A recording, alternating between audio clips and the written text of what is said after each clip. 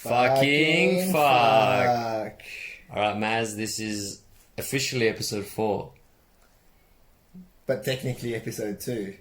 Because, like, the guests, are But anyway, so, Samim, I hear you've been becoming infamous. I'm really curious to figure out what's happening there. And alright, bro, I'm a wanted man. I literally, they have, like, it's like a hit list. I actually think I might get assassinated. Tell me more. Let's go. Go implementation. Go implementation. So red. I was like, man, she's not gonna be able to sit down for months. Really? Masturbation. Before we wrap up, I want to get my religious frustration out. I wasn't empathizing with Hitler. Fucking fuck. Anything you want to do, you can. Be a professor. Wink, wink. Clearly, you spent too much time on the phone. So, where do I start? So I used to be Bahá'í. I'm just going to repeat that. Bahá'í. I think everyone that listens to our podcast by this point knows that. Okay. No, because there's like a full thing in the Bahá'í Faith that, like, anyone that mentions the word Bahá'í, anyone that mentions it and, like, talks shit about it, it's like they kind of monitor it. They're supposed to monitor it. That's just the way the religion's created. Like, a bit of the history of the religion is, like, since its inception about 200 years ago in Iran, there's been a lot of backlash from the Islamic regime, and on many occasions the Islamic regime would send, like, double agents or spies into the religion to create, like, disunity and chaos. So I guess when you understand that history, you realize, like, they are very fucking paranoid, which is whatever, for good reason. Yeah, of course. But there's also a dark side, which is, like, anyone that kind of goes against them is from, like, labeled as being from the Islamic regime or some shit like that. Covenant breaker. Covenant breaker. That's the term. That's the exact term. Covenant breaker is when you go against the religion. So if you call yourself Baha'i and you do something against the religion. Can you tell me a little bit more about, like, doing something against the religion? Okay. What does that entail? So, like, historically, like, the stories they tell us is someone who tries to sway other people. So if you're Baha'i and you, like, drink alcohol or you do drugs or whatever, you're not a covenant breaker. Mm-hmm. But if you're Baha'i and you try to convince other Baha'is to not be Baha'i, then you're a covenant breaker. What if I am Baha'i and I'm, like, drink alcohol or whatever, yeah, and I go and do it with other Baha'is? You're still not a covenant breaker. Covenant breaker is, like, it's not used. The term is, it's more used in the stories than in reality. You have to, like, really be a threat for them to label you as. And when you're labeled covenant breaker, there's 2 types of excommunication. And this is all facts. You guys can go search it up. I'm trying to be as respectful as I can to the religion. There's 2 types of excommunication. There's a spiritual excommunication and there's, like, an administrative excommunication. Which means that if you have a spiritual excommunication, it means that any other Baha'i that talks to you, they will get kicked out of the religion. So it's like, if I was to get excommunicated, then if my dad was to talk to me, then he would also be kicked out of the religion. Wow. That's a pretty high bar. It's pretty hardcore. And if it's just administrative, it just means that you can't participate in a lot of the activities. So it's not as fucked up. So anyway, I have many opinions on this, but that's not important. That's not why I'm telling this story. The reason I'm telling this story is because I've gone through a bit of a roller coaster in the last month. I was in Adelaide a few weeks ago, and it was during the midterm break. I had a lot of assignments to work on.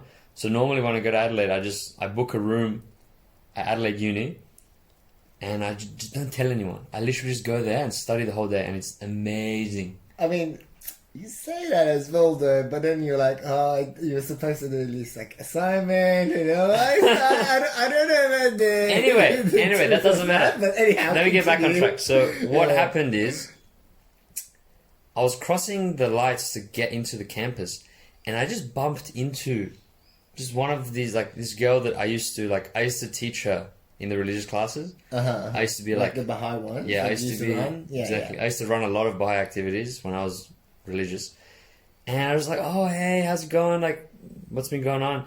And she kind of just came with me to, like, I had a study room booked, and she was like, "I got to get some study done."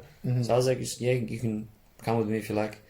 So she came, and we both studied and talked, and I was very eager to be like, "Oh yeah, by the way, I'm not religious anymore." I love telling people that. I'm like, yeah, in the Bahá'í Faith, you have to actually, to no longer be Bahá'í, you have to contact the administration and ask for your name to be crossed. Yeah. So it's like a membership. Cancel the membership.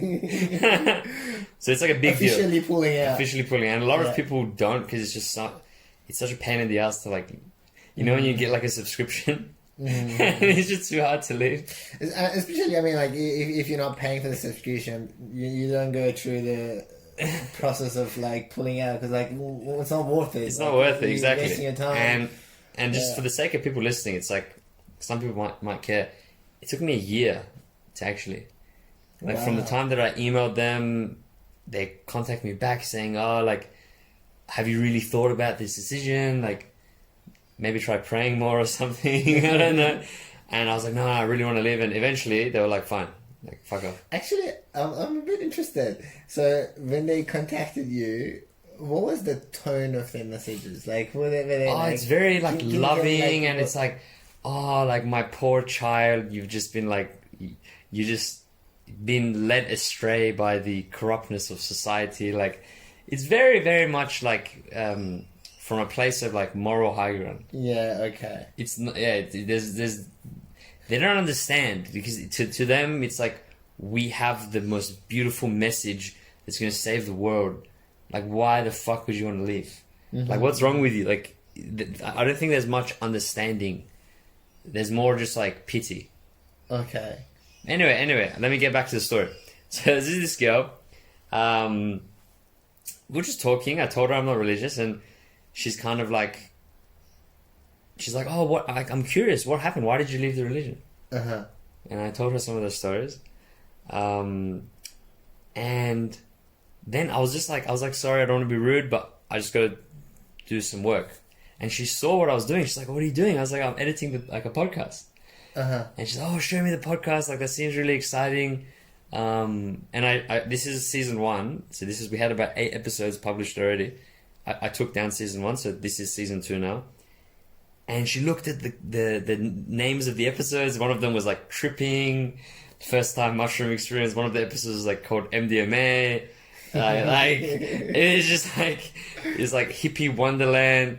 So these are the names of the episode. And she's just like, okay, like, wow, this is a lot to take in, which is fair enough. Yeah, and especially, like, you know, thinking the perception that she has of you last time, like, she's seen you, is like you're like leading this Bahá'í, like, study groups. It's like it's like you're mixing two things that don't go together, generally speaking. Exactly. It's just like a shocking thing. Exactly. So I get that. Exactly. So anyway, like, I feel like I might be losing people at this stage, but eventually she leaves. It's all good, done. Happy days.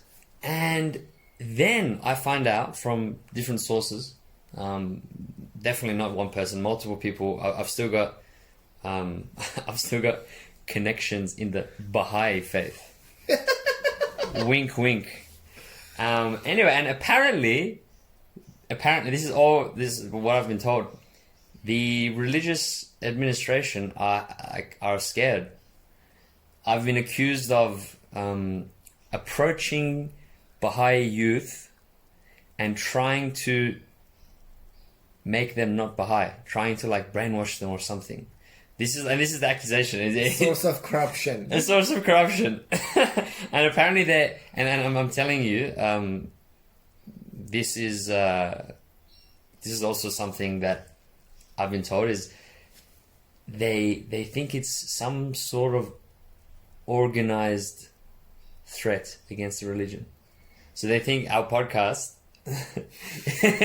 I swear to God, they think our podcast is an organized movement against the religion. And this is very hush-hush. Like, this is not... everyone doesn't have access to this information. The only distribution of this info was that people were told that there is a youth in Adelaide who used to be Baha'i, and now he's very, like, bitter, and now he's trying to, like get back or something like this. And yeah, it's been like, people have been gossiping about it. Yeah. Like, it's actually like I've talked to literally a random friend of mine who didn't know anything about this, and he's like, oh yeah, there's like this youth. And I was like, I think that's fucking me, bro. I was like, bro, I literally fucking didn't do anything. But anyway, so the reason I'm mentioning it, because I just want to really talk about the Bahá'í Faith. Because I like how every time he wants to say the word Baha'i, he sits up straight, comes a little bit closer to the microphone, and just pronounces it like so delicately, like Baha'i. That's it. Because I just want to make sure, because I've also been told that there are people in the religion listening to my podcast to like monitor it to make sure that I don't spread any hate speech or something. Some shit like that. I mean, look, we're getting more listeners. That's it. Can't complain. So anyway, that's it. Like, I took up the first 10 minutes of this episode. I just want people to know. I think it's funny. I think it's ridiculous. This podcast.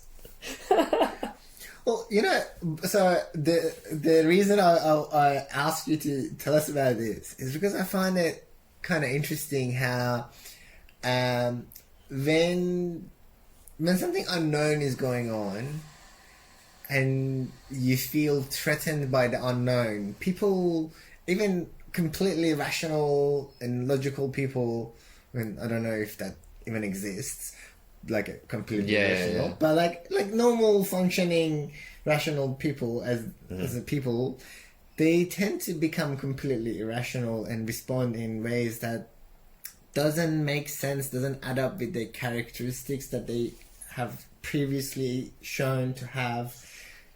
It's just, there's something about so like maybe they've never encountered someone who has had that sort of situation where they're in the religion and they come out and now they've got a podcast. So like that's a novel, uncertain situation maybe, because it is kind of like random. Yeah. So maybe that uncertainty has brought up some fears for them, and this is how like they're responding with the fear that's come up with them. And I just find that really interesting, because we all sort of come up with these weird irrational responses when we feel fear. No, I totally agree. Uncertainty and things like that, right? Yeah. I think the only thing I want to add is to defend the Baha'is. Because I think I believe in a balanced dialogue, and if they're not here to defend themselves, I'll defend them. They can say that there's a minority of people, maybe there's only 3-4 people that are threatened, and they don't represent the whole religion. So it's the irrationality and fear of a small number of people, and I think this is not just the Baha'i Faith. This is I think parents in general. There is this theme underlying here, that it's parents who are worried for their kids, and for example, in this case, it's literally parents who are scared that their kids are going to be led astray. I personally don't agree with that form of thinking. I don't agree with censorship. I don't agree with being like, block this idea and then my kid will be safe. I believe in education. I believe that, for example, not talking to your kid about sex till they're 18 is a lot worse than just having a conversation about sex when they're 13. I believe in the context of religion, it's like, if you genuinely believe that your religion is the truth, if you genuinely believe that it's the best thing possible for your child's future and your child's quality of life, you should be sitting down and having that conversation with them, rather than saying like, oh, don't hang out with this person or don't hang out with that person. It's like, are they that, like, do they think their kids are that stupid that a conversation with me is going to make them question their whole religion and I'm going to brainwash them somehow? I mean, I agree with what you're saying, but also I think sometimes it's a little bit more complicated. Okay, how? Like you know, even like everyone knows more or less what a healthy diet is, what a healthy lifestyle is, but so it's like there's no question in. So you're saying if they know that Baha'i is a truth, so everyone knows like what's the quote unquote truth about like health, right? But not everyone does it, right? Okay. Like common sense isn't common practice. Like it's something, even if something is common sense and everyone agrees on it, it's not necessarily being practiced.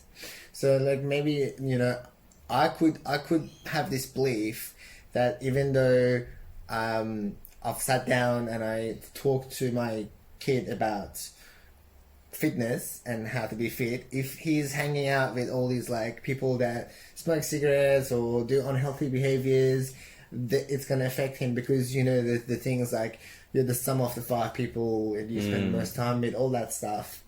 So I think there is some merit to that. So it's like I agree with your argument to a point, but I don't think it's just like a mic drop moment where you're like, this just doesn't go, because I think there's a it depends that comes in there. There's circumstances that comes in it. But as a general rule, I do agree with it, but I just don't think it flows all the time. Yeah. No, I think that's a fair rebuttal. And it just really makes me think, then, do you think in this context, the fact that, well, first of all, can I just say, I got better things to do than go to Adelaide and approach a bunch of teenagers. I got better fucking things to do. Well, that's the thing. You're unknown to these people, more or less. You're something like, do they know you? No. No, and can I just clarify that comment? So, everyone, like, I completely agree. You know, I shouldn't be sharing my opinions against religion to anyone under the age of 18. 100%. You know? But, like, a 20-year-old who's, like, 2 years younger than me. So I'm saying, like, do you think that the concerns and behaviors of these parents is rational? And we don't just have to talk about the context of the religion, but in the context of you know, young people going to parties and young people experimenting with drugs and young people wanting to travel, young people wanting to have sex. Do you think, so Maz, as the older person in this conversation, how influential do you think young people are? How worried should parents be? Well, I'm not a parent, so I don't know. Like, I've understood one thing from just being a uncle. Like, I've got a niece and nephew. Like, it's a lot more complicated than you would imagine. Because, like, even being like that second sort of like this more distant sort of adult in that interaction, I'm noticing things that I would otherwise not have thought that I would have. What is that like? What do you mean? So I'm like when I'm talking to Benji, I'm like, Benji's my nephew. When I'm talking to him, I'm like very conscious of like, I'm conscious because I know how much of impact what they hear has on them. Because like they're at that young age, they're like sponges, right? Like, so they absorb everything. That's when the subconscious and unconscious is getting built up, because it's like the software of the system is getting made, right? Yeah. And I'm like trying to, like, when I'm talking, I'm trying to always like put, like, if he does something good, I won't say you are good. I said you did something good, so he knows. Yeah, but that's like, kids, man. Of course, we're talking about young adults. I'm talking about 18-year-olds, 19-year-olds, 20-year-olds. I'm not talking about kids. Okay. I'm talking about. Yeah, but like the only thing I meant is like I wouldn't have thought I would be like that until I was in a situation where that came up. So I'm saying I don't know how I would be as a parent, but my guess is going to be, I am on the belief that people learn best by making mistakes.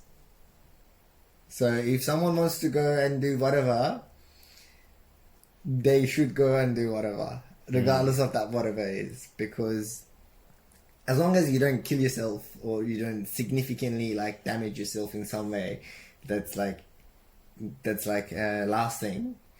You can, with a growth mindset, become better than you were before that mistake, even if it is a mistake. It's a clear mistake. Okay. I think this kind of leads me to the next point I wanted to discuss, which is, so I feel like you're touching on the function of fear, more or less.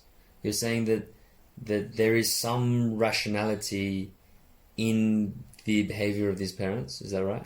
Yeah, there is some degree of look, because like if there's no boundaries, the chance of the teenage or young adult or whatever getting into more trouble increases. Okay, yeah, and this kind of, the way I want to frame this is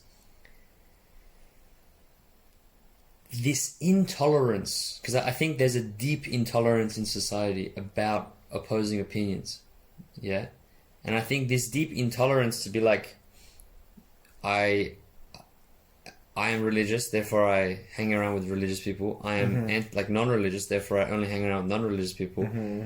There is this intolerance amongst us, which is not helped by social media. Polarization. The polarization. Sort of thing, yeah. And to me, and this is just something I wanted to kind of discuss on the podcast, to be like, everyone knows, like I should probably listen more to people from the other side.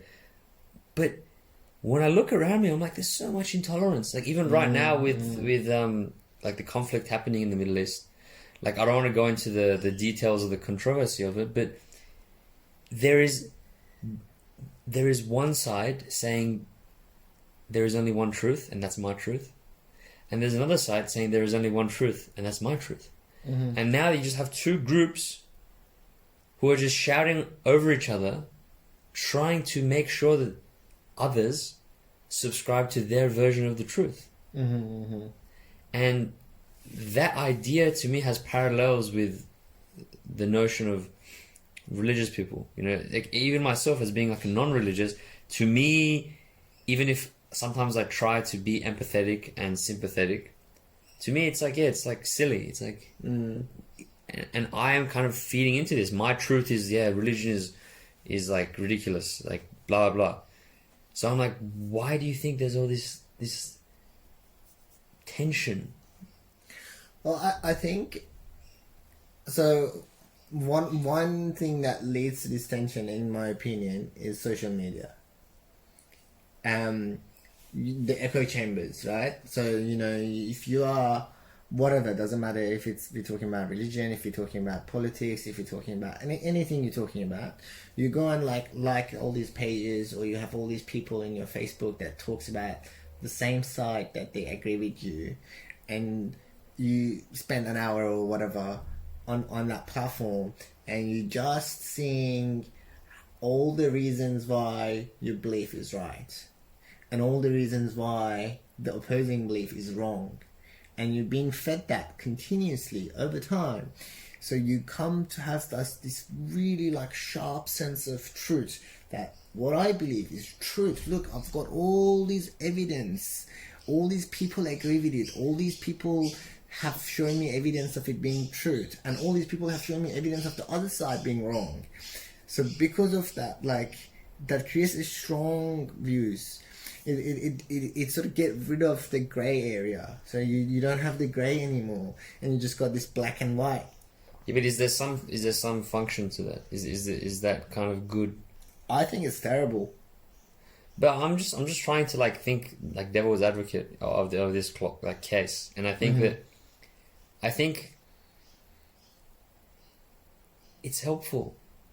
It's helpful to have the sides, extreme sides. Well, it's helpful. I'm just trying to understand, like, us humans, we're all just kind of helpless, running around the world trying to make sense of it. And I try and always be in the middle, and sometimes it's hard because you have to constantly live in a state of saying, I don't know the answer. You have to constantly live in the state of, Like, okay, Samim, religion's fake, then what is real? I don't fucking know. Well, that's not convincing enough. I don't know is not convincing. I mean, I think it's not about being in the state of not knowing. It's about being in the state of being open to be wrong. Being open to, like, you know, you being open to, you know, I currently do have this belief that religion is ridiculous, whatever you do have. But being open to, look, if I see a miracle in front of my eyes that cannot be explained in any other way other than religious reasons, I'm open to then changing my belief about religion being ridiculous because evidence is speaking to me, like evidence is loud. Do you know what I mean? Would actually, if something like that happens to you, would you be open to changing your religious beliefs? Like, beyond any, like right now, the book just randomly appears in your lap and it's just written all this stuff and, like, I don't know, something beyond belief. Would that change your belief, or would you still hold on to your belief? Because that's to me, that's the thing that people that go on the extremes lose. Ability to change when faced with evidence that counteracts their beliefs, like counter to their beliefs. I think it's a tough question, man. That's a difficult question because, of course, what I want to say is of course I've changed my mind if I've given that much evidence. But the reason I hesitate to say that is because, you know, I've studied a decent amount of the psychology around, like, belief formation and the psychology around, like, how people, like, how our minds trick us. And I just don't trust my own mind anymore. I don't trust my eyes. I don't trust my ears. I don't trust my thoughts. And I'm just scared of religion. You know, if I'm being really honest, I think that the way these religions have been created, it just plays on so many of our vulnerabilities and so many of our weaknesses that, like, I need to be strong to resist religion. That's so interesting. So, in some way, it's not about the religion. It's about your own ability of whether you can stay in a rational or whatever mindset. Well, it's not about rational. Given the pull of something like that can tug on your... I think it's deeper. No? Like, I genuinely believe religion is dangerous. Like, I genuinely believe that. And I'm just trying to protect myself. Because I see so many, like fallacies in religion, so many, like, tricks, so many loopholes. So let me give you an example. This is one of my... I did a lecture last semester about time perception. And the lecturer was saying something about how, like, the way churches are designed to kind of have such a high ceiling, that impacts the way we perceive time. So I'm not exactly sure what the finding was, but I think he said that, I don't want to kind of misinform people, but it's either that time goes slow or time goes faster. But that's not the point. Yeah. My point is that there is so many subtle things that shape our behavior and our psychology. You know, the idea of chanting. You know, chanting doesn't matter what you chant.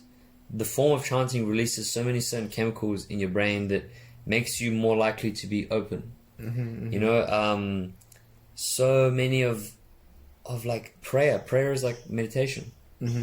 And not to kind of say these are bad things, but I'm saying it makes people think that the only way they can have that state is through that religion. But we know for a fact that you can have a lot of these states in other ways. And I don't know, I feel like I'm not making my point. But do you get it? I feel like what you're saying is you're actually going against yourself in some way. You're saying, you know, in the religious circumstances, when you pray and when you chant and when you do these things, they do have these, like, quote unquote positive effects, and And you're saying because it has that positive effect, people can get pulled into it. Is that that's how I'm hearing it. No. I could be. I think there might be a communication breakdown, but that's what I'm hearing. I don't think I'm making my point very well. Let me try and rephrase. What I'm trying to get at is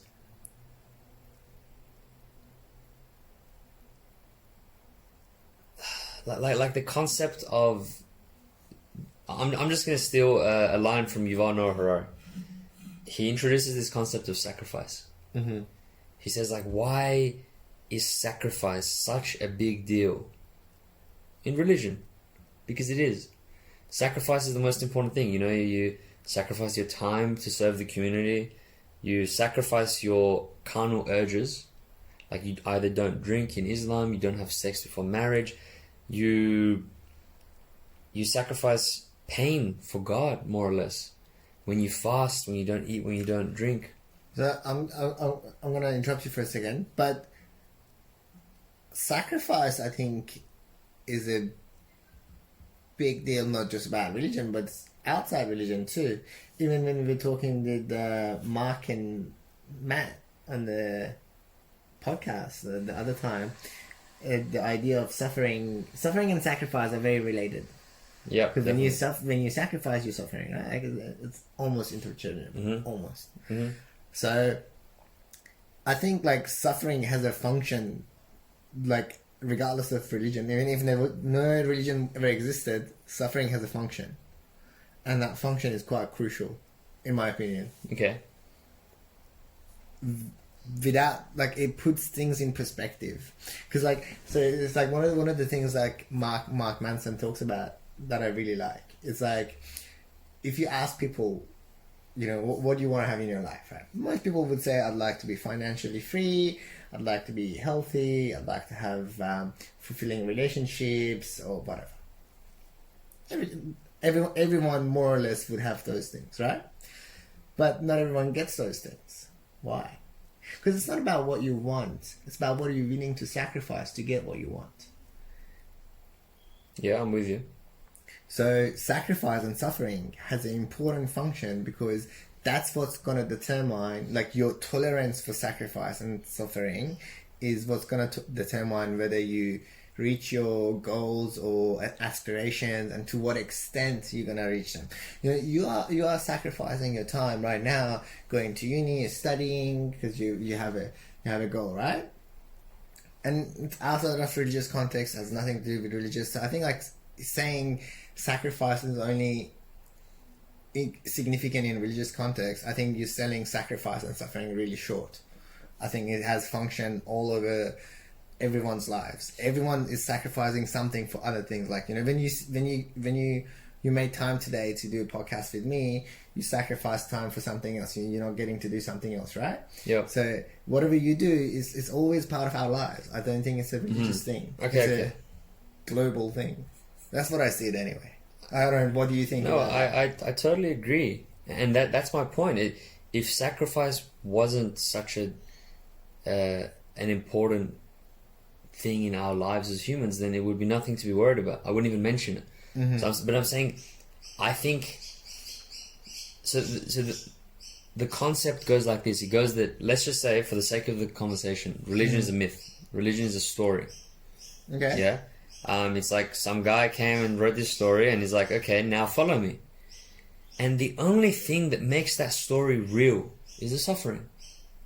Like, suffering plays such a big part in religions. I remember when I was really religious, we used to read the stories of the first followers in Iran, and they sacrificed so much. They were tortured, imprisoned, killed, and that's what makes the religion real. Otherwise, the religion is nothing. The religion is just a shared belief amongst people, you know.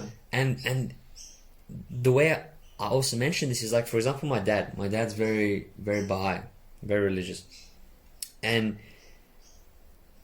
if I told him tomorrow, hey Dad, I give him a magic pill, and he sees, like, oh shit, my religion is bullshit, the prophet isn't real, it's just some random con artist, yeah. Let me give you some backstory. My dad was kicked out of university when the Islamic Revolution happened. You know, businesses were shut down. He's been bullied since he was a kid at school for his religious beliefs. They said he was najas. Najas is a Persian word for like haram, like dirty, like not clean. He had to like flee the country. Like we came from Iran on like a refugee visa. Mm-hmm. Like we had to go to Turkey, and then we got a UN visa, came from Turkey. So all of these sacrifices, his uncle was arrested, tortured, and killed in Iran for being Baha'i. They made the family, the Islamic regime, the Islamic government, made the family pay for the bullets they used to kill him. Wow. That's messed up. It's fucked up. So I'm saying, and I'm not trying to undermine any of this suffering. I think it's horrible. It's deeply horrible. It's impacted me, even though I'm not religious. I still have that trauma. But the reason I'm mentioning it is, if tomorrow he admitted that his religion was fake, then he would be admitting that all of that suffering was for nothing. All of that suffering was now meaningless, because religion gives us meaning from suffering. And that's why I think religion does have a function in third world countries. It does have a function when your country's in a war. But what I'm trying to get at is, if religion is telling us, if religion just said, our purpose is to make meaning of your suffering, then that's fine. But religion says, no, we are the truth. And I think that when you're blinded by this meaning-making story, then you can no longer see the truth, in my opinion. And I think that the fact that my dad, even if he wanted to, he couldn't see another truth. To me, that makes religion like innately flawed, because the person following it cannot accept an alternative story. They cannot be open, because I think if he was open, he would be stupid. He would literally he would die. He would go mad. He would get psychosis, because someone that experiences that much suffering just cannot comprehend. So I think suffering is good, but there's a limit. Once you cross a threshold of how much you sacrifice for your religion, then I think you become blind.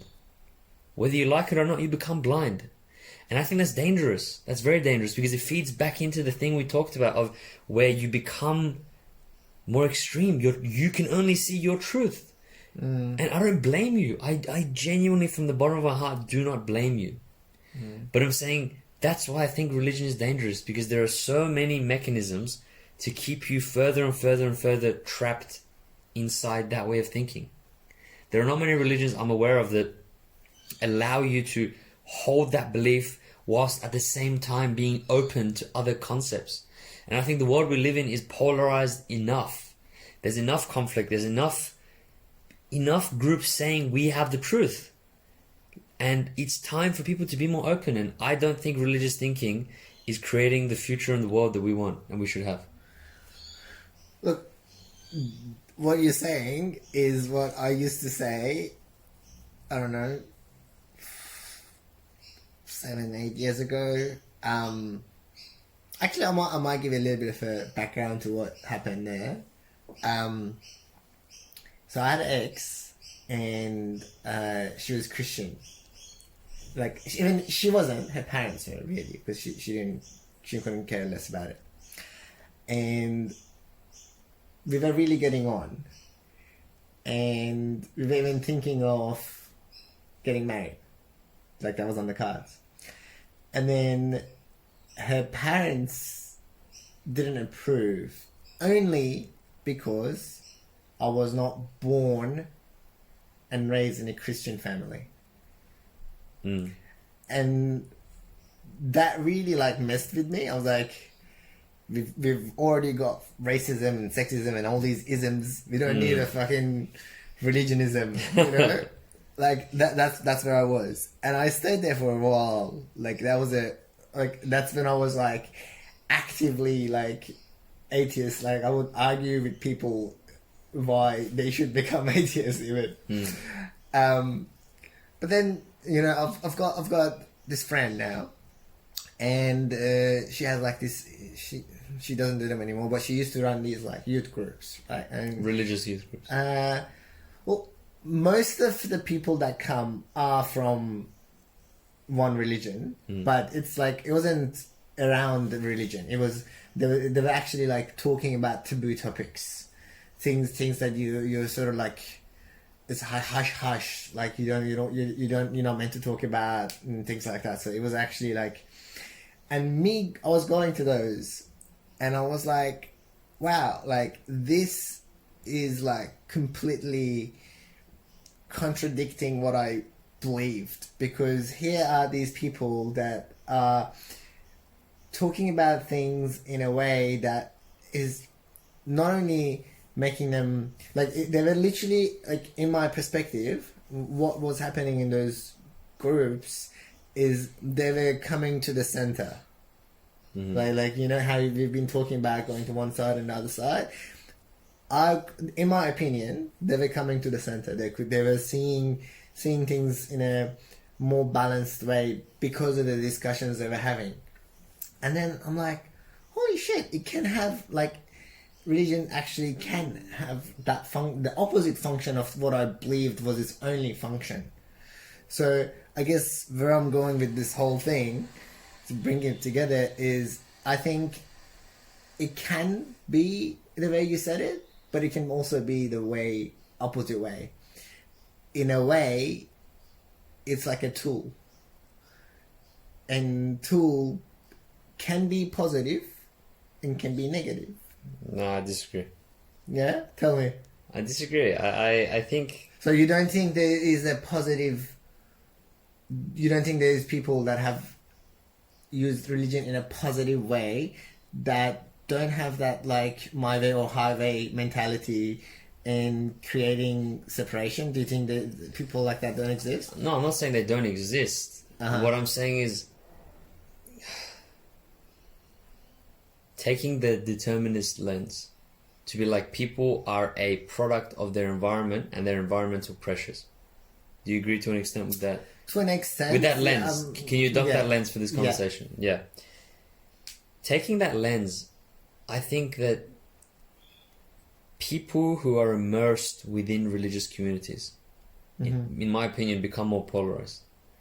I think the forces created by religion, you know, one, let's just say, the religious gatherings, the prayer meetings, the rituals, and not to say that these are bad things. Maybe these rituals improve your quality of life. Good for you.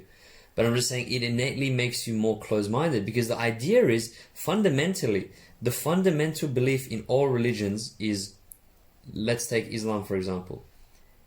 Eventually, Muhammad will come from the sky on a horse with a sword and kill all the infidels, and the world will become Muslim. Christianity believes Jesus is going to come from the sky, and that's why all Christians believe the truth is Jesus' truth, and the truth is that Jesus is the Son of God, and we should all follow the Son of God because he's here to save the world from catastrophe. Baha'is genuinely believe they have the message for the future. They believe they have the new rule book from God, and I'm sure it's the same for nearly every other religion.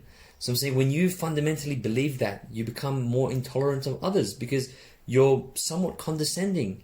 Because when you're talking to me, you think that I don't see a truth that you see. You think that you literally have a book that was given to you by God, the creator of the universe. Yes, I'm judgmental. Yes, I think I judge religious people, but I don't think I talk to the creator of the universe. Like, we are not on the same level. I'm not as entitled as that other person. And I think there's a fundamental difference between us. So you're saying it comes to a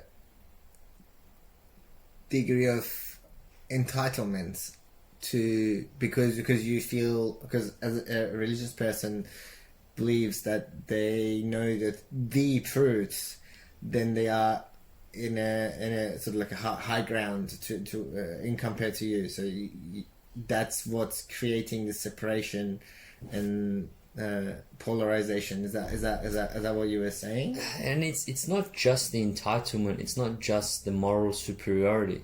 What I'm trying to get at is there is there is a fundamental difference.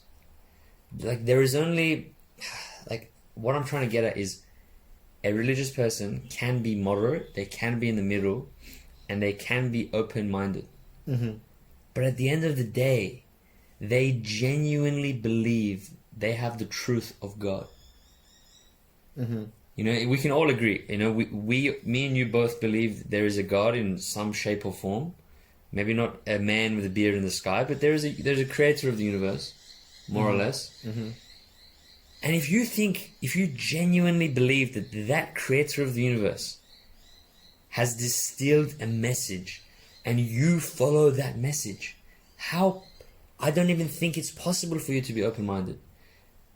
Like that person can be like, oh yeah, like I understand where these atheists are coming from, and that's sympathy. They can understand where I'm coming from, but they can't genuinely sit down with me as an equal, because at the back of their head they have the truth. Why would they sit down with me and say, oh, your truth can be true whilst my truth is true? I think I disagree, and I can prove it to you. Okay, so wait, one sec. I want to keep going. I can hear you.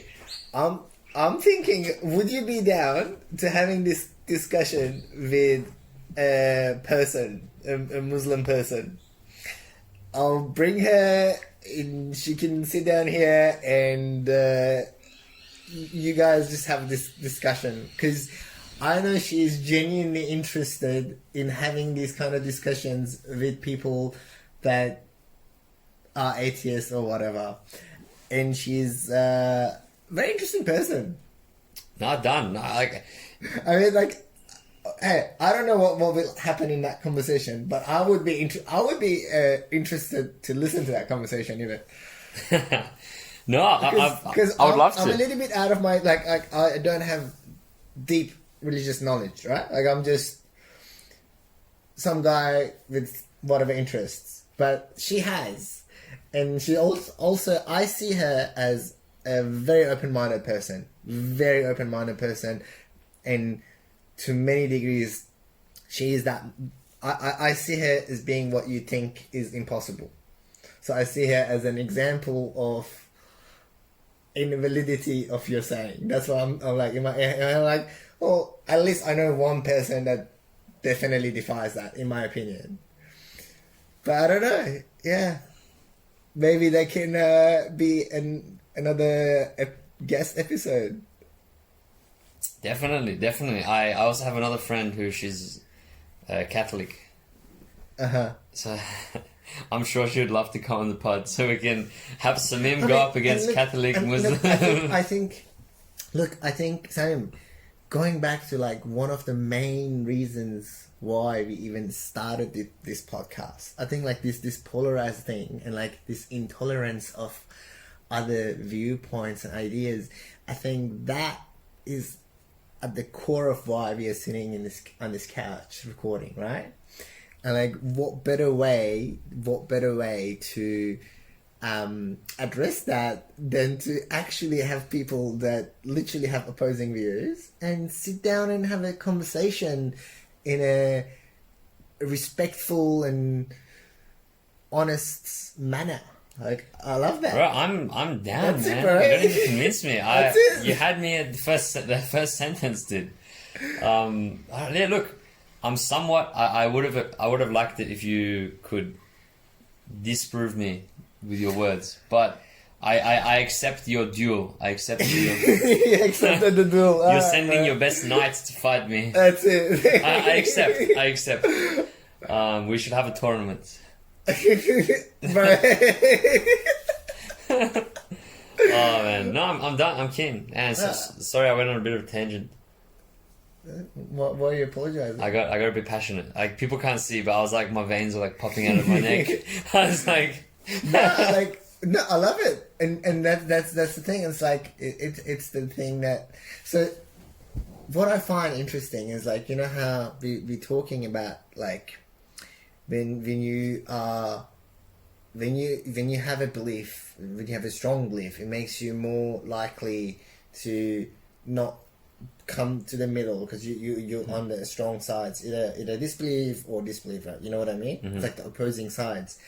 And I think like whenever someone is talking about a belief that they really strongly hold, it's a lot more likely that they get passionate and they get like into it, and they just like they're like alive through that belief. You know, it just brings an energy into the space, in my opinion. And like, you know, you're just in that space. You're like, this is something that you believe really firmly, and it's a strong belief of yours, and you're like, oh, I know what I'm talking about. Yeah, I get that. And you're conveying that in a way that you can, in a good way. Like, I appreciate it. And like, I think to summarize pretty much what I talked about for the last maybe 20 minutes or something is, and I'm happy to have this belief challenged.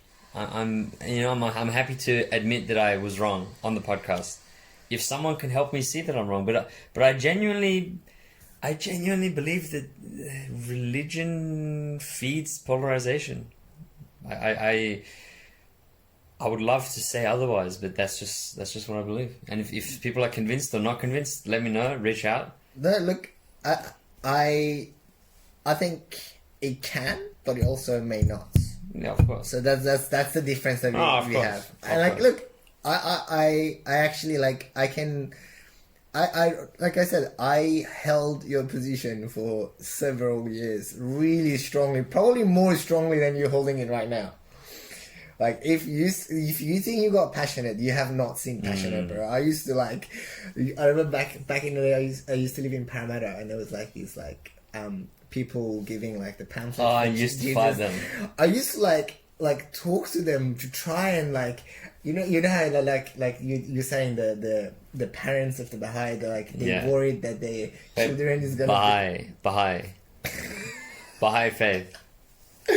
You know, you're worried that their children is gonna become like lost or exactly. I was concerned for my community of people that live in Sydney that are like delusional, and I was trying to like do that, like not even to my kid. I was just doing it for random people. I was like, I would have 2-hour discussion, and I think a couple of times I sort of succeeded too. Wow, that's dangerous. No, I never want to be that, because it's like you become as bad as them. It's like, but that's the thing. I was there because I was deeply hurt. Like that thing with my ex. That fucking messed me up. That would mess you. Yeah, I get that. Because I was like, everything's going perfectly. It's you like, just haven't been blessed by Jesus yet. That's why you're hurt.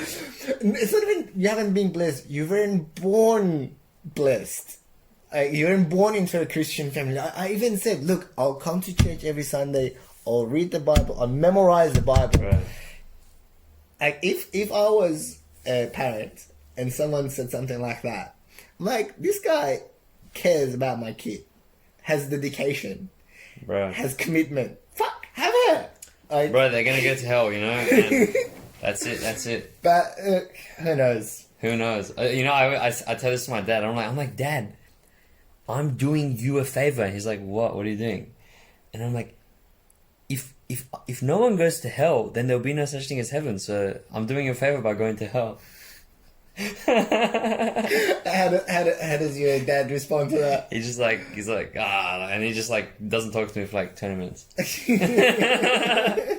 Bro, I'm serious. It's like, if there's no black, there's no white. You know, if there's no darkness, there's no lightness. So it's like, you do need contrast. Exactly. It's like people need to. If everyone goes to heaven, then there needs to be something better than heaven. Because you think people are going to be satisfied with just one heaven? Everyone's like, I want to be in the first class. Well, yeah. Oh my god. Anyway, I just want to wrap up with saying something controversial about the Bahá'í Faith. Is bad. Lock me up. You know where I live. Find me. Let's go. The infamous Samim. The infamous Samim. Fuck. But whatever you do, bro, don't die yet. Don't die yet? Don't die. Bro, You're too young. Bro, what if I get... You're too young. Don't die. I'm not too young, bro. If I die, then you know who to blame. Bahá'í Faith. What?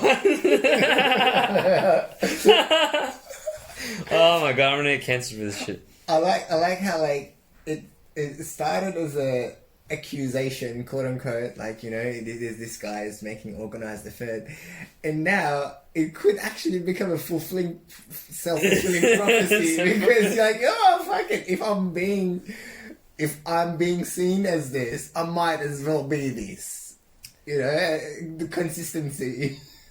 Look, all I want to say is, like,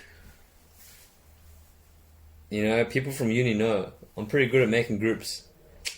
So, you know, just putting it out there.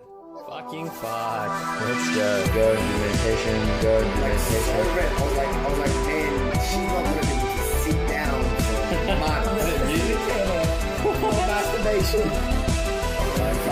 Before we wrap up, I want to get my religious frustration out. I wasn't empathizing with Hitler. Fucking fuck. Anything you want to do, you can. Be a professor. Wink, wink. Clearly, you spent too much time on Pornhub.